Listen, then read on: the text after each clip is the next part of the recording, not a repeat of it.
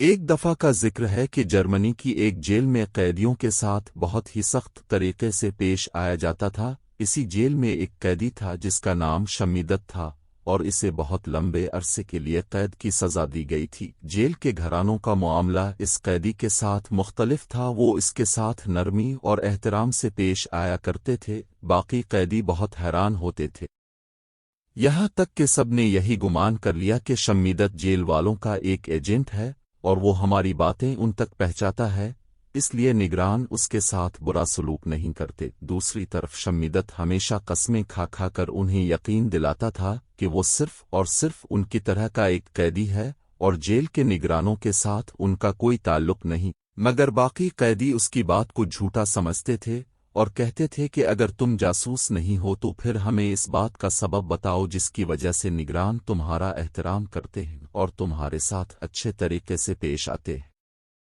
Schmidt کو انہیں سچ بتانے کے سوا کوئی راستہ دکھائی نہ دیا۔ اس نے سب قیدیوں کو جمع کیا اور ان سے پوچھا، تم لوگ اپنے ہفتہ وار خطوط میں کیا لکھتے ہو؟ سب نے کہا، ہم ان نگرانوں کی سختی، اپنی ان سے نفرت اور ان معلوم نگرانوں کے اپنے اوپر ڈھائے جانے والے ظلم کو لکھتے ہیں۔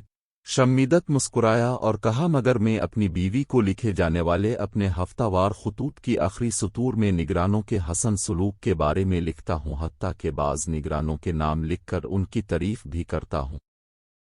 قیدی شمیدت کی بات سے بہت حیران ہوئے۔ ان میں ایک نے بہت غصے سے کہا، اس سب کا تمہارے ساتھ اچھے سلوک کا کیا تعلق ہے، حالانکہ تم نگرانوں کے ظلم سے واقف ہو؟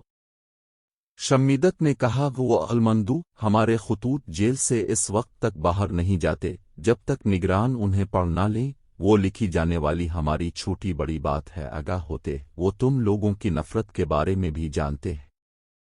اب تم لوگ اپنے خطوط لکھنے کا طریقہ بدلو، پھر دیکھو کیا ہوتا ہے۔